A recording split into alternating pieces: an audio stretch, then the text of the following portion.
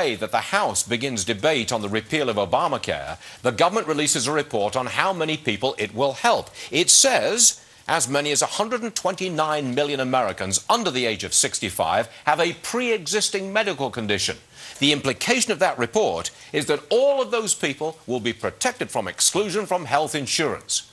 Of course, it begs the question, who pays? And is it really that many people? 129 million, is it?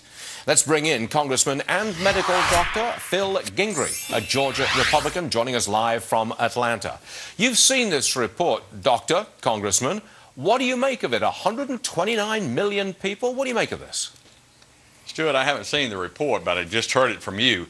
I think it's preposterous. That's over a third of the population that has pre-existing conditions. Now, of course, if you're talking about a hangnail or a blister on their lip, maybe we could get up to that number. But it is absurd. It's a talk about over-the-top rhetoric. They're just trying to make a case. But when we get into how to deal with people that truly have pre-existing conditions, like cancer, like heart disease, like type 2 diabetes, that's what we need to talk about. This is all fluff and rhetoric. Now, you want to take care of those people. You don't want those people with chronic conditions that really have been excluded from coverage. You want to include them, but you want to repeal all of Obamacare and then bring back the good aspects, the aspects which you think are favorable. Is that correct statement of your position?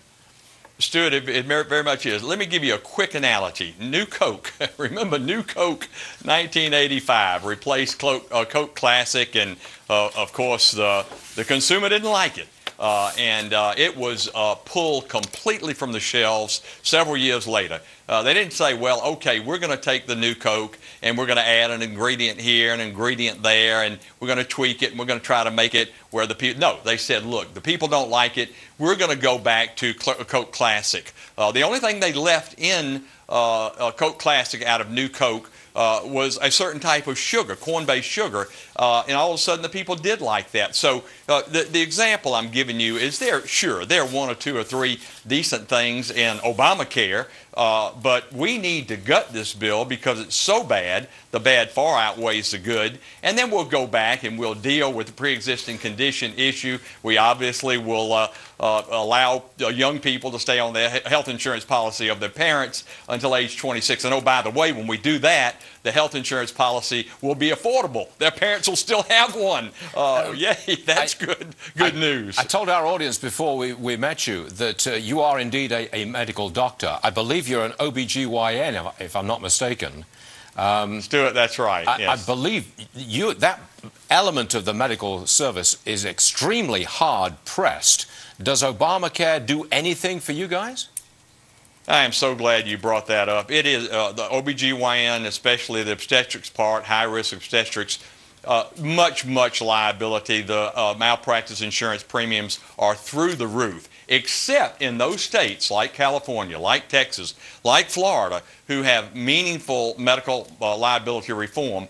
The problem is Georgia did the same thing, and then Georgia Supreme Court, in its infinite wisdom, struck down all the good provisions. So we need a federal law.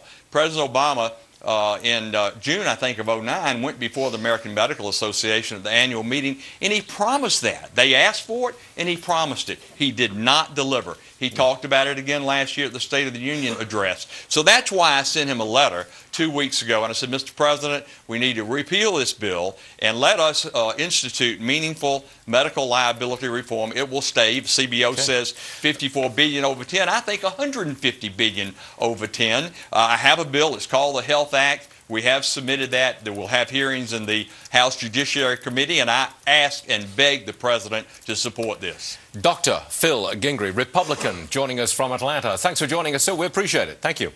Thank you, Stuart. My pleasure. I got to get back and look at Apple real fast. It's coming back.